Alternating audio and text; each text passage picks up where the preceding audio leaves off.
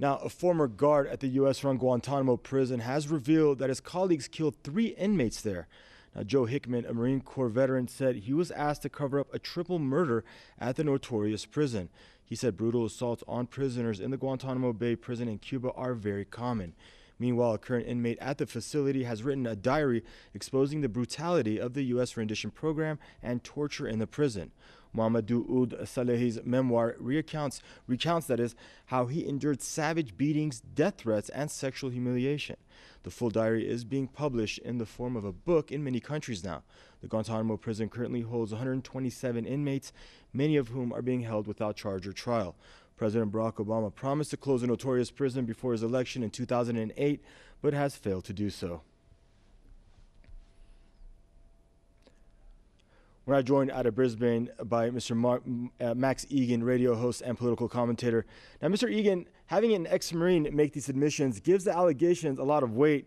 What kind of recourse or justice do you think we'll ever see for the prisoners who are victims of these crimes? That's a very good question. What kind of recourse will we ever see for them? It's absolutely disgraceful that these people have been held here.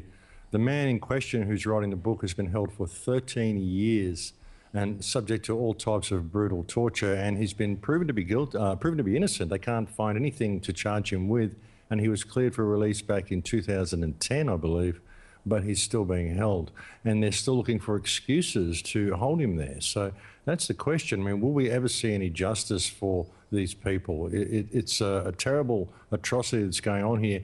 And it's something, I mean, here we have America, who's supposed to be the champion of justice around the world, and they've got this facility which is basically an open torture facility, and they use soft language to cover it up, rendition and enhanced interrogation, which is essentially kidnapping and torture. And it's been proven that it doesn't work. Even the man writing the memoirs says he made a number of false confessions just to stop the torment. And this is just an ongoing thing. And will they ever face charges? I mean, that's the question. The war crimes that we've seen from the United States since World War II and from Israel and everything that we're seeing out of the West, I mean, it's atrocious. It's absolutely atrocious. And it's just a travesty that these people would be calling out morals to anybody else and suggesting that anybody in the world, that they have a right to go and impose their moral values upon anybody in the world after the travesty of justice, which is Guantanamo Bay. I really hope that we do see something come from this. It's great that someone's actually writing a book about it. People have to know what's going on. And we can't really keep using this political mechanism, this legal mechanism to try to find a way out of it. We've got to realise that the legal mechanism they're using to maintain this is completely corrupt. Otherwise, it wouldn't be there. The legal mechanism in the West, in Western countries, has been constructed to protect the system, not to afford any remedy for people who are persecuted by the system. And it's time the people of the West stood up and paid attention to this. This is an absolute crime of mammoth proportions. Now, Mr. Egan, you did mention that this Mr. Salehi, who's was cleared to be released in 2010. He's still there, and there are other scores of prisoners who have been cleared for release, and they're still there as well. Now, are they going to be held, once they're being held without charge and against their will at this point, which constitutes a form of kidnapping, hence a crime? Who's to answer for all this? Now, you've been cleared, you're being held against your will. Ultimately, who is to answer for this? Because it is actually a crime under a lot of international treaties. Well, the US government is to blame for it. I mean, and it's interesting, they're using, what they're using at the moment is the authorization of the use of military force of 2001, which was a document that was put forth.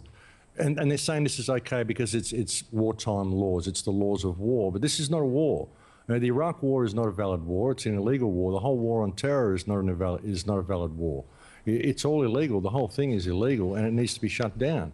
All of the people that are in there, I mean, this is how you create terrorists, isn't it? They're too scared of releasing these people because they're concerned that they may be a little perturbed at the fact that they've been held for 13 years and subject to brutal torture.